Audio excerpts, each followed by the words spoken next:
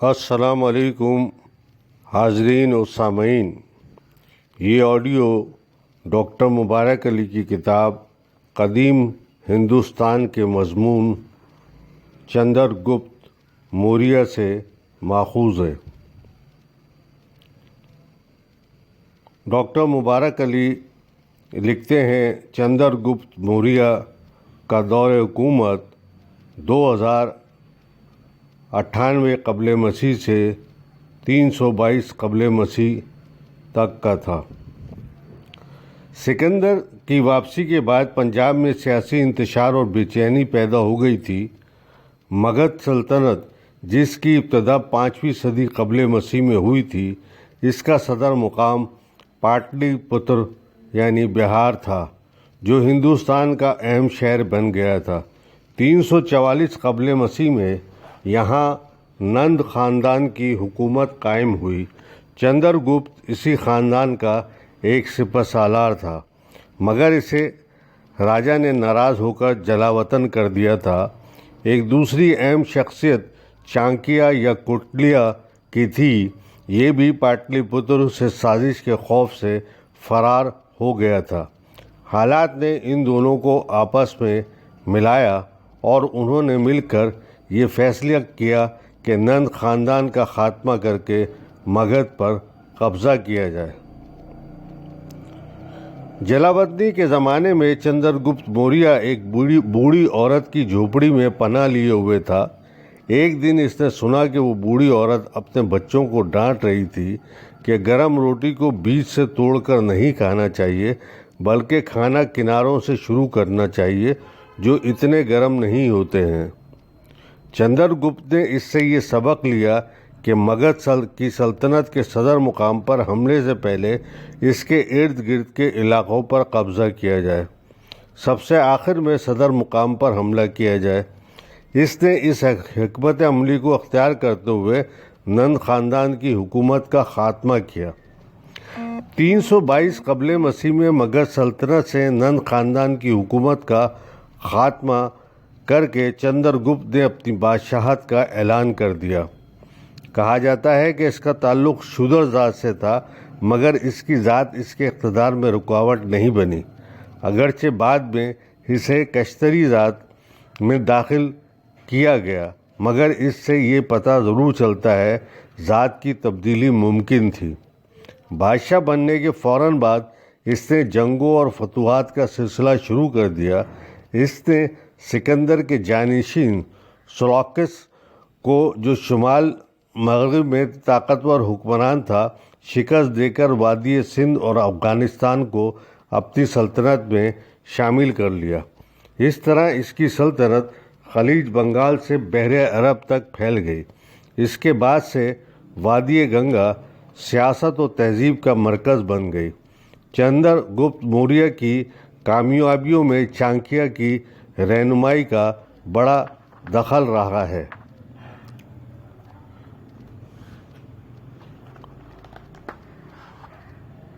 Municipal انتظام کے بارے میں میکسینز کا بیان لکھتے ہیں، جو لوگ شہر کے انتظام کی ذمہ دار ہیں، ان کی 6 کمیٹیاں ہیں۔ ہر کمیٹی میں 5 ارکان ہیں۔ پہلے کمیٹی کا کام ہے کہ وہ کاریگروں کے کام کی نگرانی کرے۔ دوسری کا کام غیر ملکیوں کی دیکھ بھال ہے، یہ ان کے رہنے کا انتظام کرتی ہے اور ان کے ساتھ خدمت کرنے والوں کو متعین کر دیتی ہے تاکہ ان کی نقل و حرکت پر نظر رکھی جائے، اور پھر انہیں ملک سے باہر حفاظت سے چھوڑا جائے۔ اگر وہ مر جائیں تو ان کی جائیداد ان کے وارثوں تک پہنچائی جائے۔ اگر بیمار ہو جائے تو ان کی دیکھ بھال کی جائے۔ اگر مر جائیں تو ان کو دفن کرنے کے انتظامات کیے جائیں۔ تیسری کمیٹی کا کام یہ ہے کہ وہ یہ معلومات رکھے کہ کس وقت اور کیسے پیدائش ہوئی اور کس وقت موت واقع ہوئی۔ اس کا مقصد یہ نہیں کہ ان پر ٹیکس لگایا جائے، بلکہ یہ کہ نچلی اور اونچی ذات والے لوگ پیدائش اور موت کو چھپا کر نہ رکھیں۔ چوتھی کمیٹی تجارت میں لین دین پر نظر رکھے۔ اس کے اراکین وزن اور پیمائش کے بارے میں باخبر رہیں اور یہ کہ اشیاء کی فروخت کے بارے میں لوگوں کو معلومات ہوں۔ جب کوئی پورا ٹیکس ادا نہیں کرتا، اسے اشیاء کی خرید و فروخت کی اجازت نہیں ہونی چاہیے۔ نئی اشیاء کو پرانی سے علیحدہ کر کے بیچنا چاہیے۔ اگر کوئی ان کو آپس میں ملا کر بیچے تو اس پر جرمانہ عائد ہونا چاہیے۔ چھٹی اور آخری کمیٹی کا کام ہے کہ فروخت ہونے والی اشیاء کا 10% حصہ وصول کرے۔ اگر کوئی اس ٹیکس کی ادائیگی میں دھوکہ دہی کرے گا تو اس کی سزا موت ہوگی۔ یہ وہ معمولات ہیں کہ جو کمیٹیاں ادا کرتی تھیں۔ اس کے علاوہ ان سب کا یہ فرض ہے کہ وہ عوام کی فلاح و بہبود کے لیے کام کریں، جیسے عوام کی سہولت والی جگہوں کی مرمت کراتے رہیں، اشیاء کی قیمتوں کو بڑھنے نہ دیں، منڈیوں، بندرگاہوں اور مندروں کی دیکھ بھال کریں۔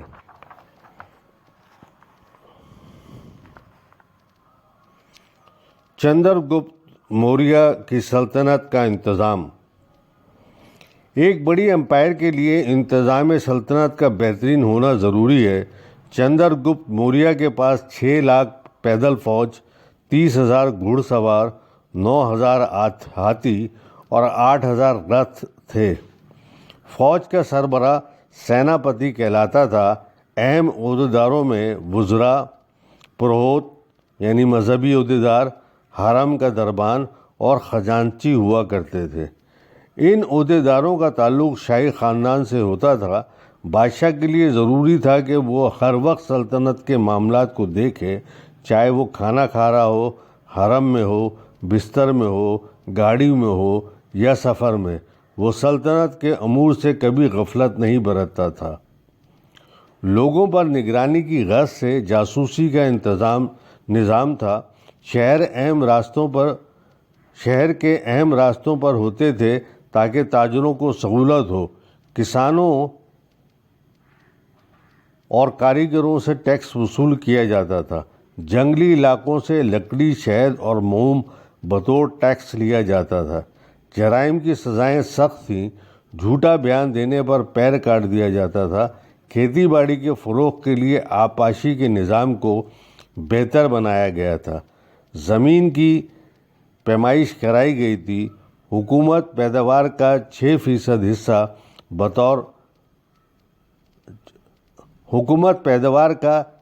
حصہ بطور لگان لیتی تھی۔ چندر گپت موریہ نے 24 سال حکومت کی۔ آخر عمر میں کہا جاتا ہے کہ اس نے جین مذہب اختیار کر لیا تھا۔ اس کی موت خودکشی سے ہوئی۔ چندر گپت موریہ کے متعلق میکستھینس کا بیان۔ جب بھی بادشاہ محل سے نکل کر باہر آتا ہے تو اس موقع پر شاہی جلوس کے لیے بڑے انتظامات کیے جاتے ہیں۔ وہ ایک سنہری پالکی میں سوار ہوتا ہے۔ اس کے محافظ دستے اور ہاتھی سونے چاندی کے ہتھیاروں اور آلات سے مزین ہوتے ہیں۔ کبھی کبھی اس کے محافظ درخت لے کر چلتے ہیں کہ جن پر پرندے خصوصیت سے پالتو اور تربیت یافتہ طوطے ہوتے ہیں جو بادشاہ کے سر کے اوپر چکر لگاتے رہتے ہیں۔ عام طور سے بادشاہ کے ارد گرد مسلح عورتوں کا دستہ ہوتا ہے، کیونکہ اس کو یہ خطرہ رہتا ہے کہ اسے کوئی مار نہ ڈالے۔ اس کے خاص ملازم ہیں جو اس کے کھانے کو پہلے چکھتے ہیں، اس میں زہر نہ ملا ہو۔ وہ ایک ہی خواب گاہ میں 2 راتوں سے زیادہ نہیں سوتا ہے۔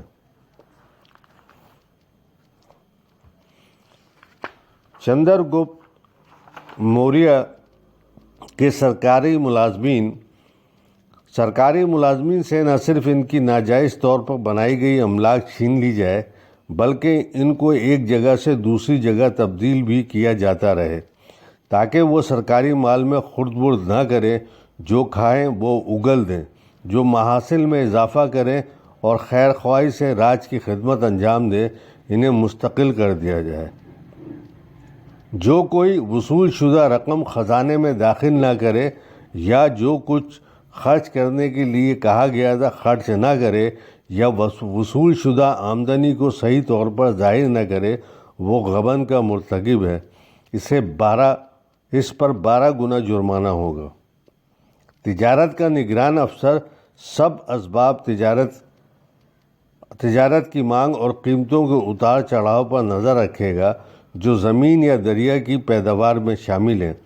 اور خشکی یا پانی کے راستے سے آتی ہیں، وہ یہ بھی دیکھے گا کہ ان کی تقسیم یا خرید و فروخت کے لیے کون سا وقت موزوں ہے۔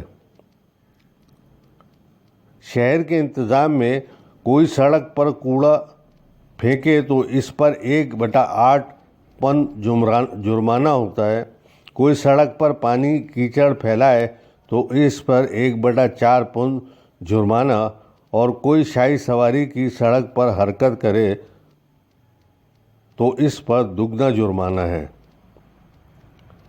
میکستھینیز اور 7 ذاتوں کا بیان۔ میکستھینیز نے موریہ سماج میں 7 ذاتیں بیان کی ہیں، جن میں فلسفی یعنی برہمن اور سنیاسی، کاشتکار، شکاری اور چرواہے، بیوپاری اور کاریگر، فوجی یعنی کشتری جسے کھشتری بھی کہا جاتا ہے، جاسوس اور مشیر تھے۔ اس نے ان ذاتوں کا تعین پیشوں کے لحاظ سے کیا، مگر کہا ہے کہ شادی بیاہ انہی ذاتوں میں ہوتا ہے، لوگ ایک ذات سے دوسری ذات میں نہیں جا سکتے تھے۔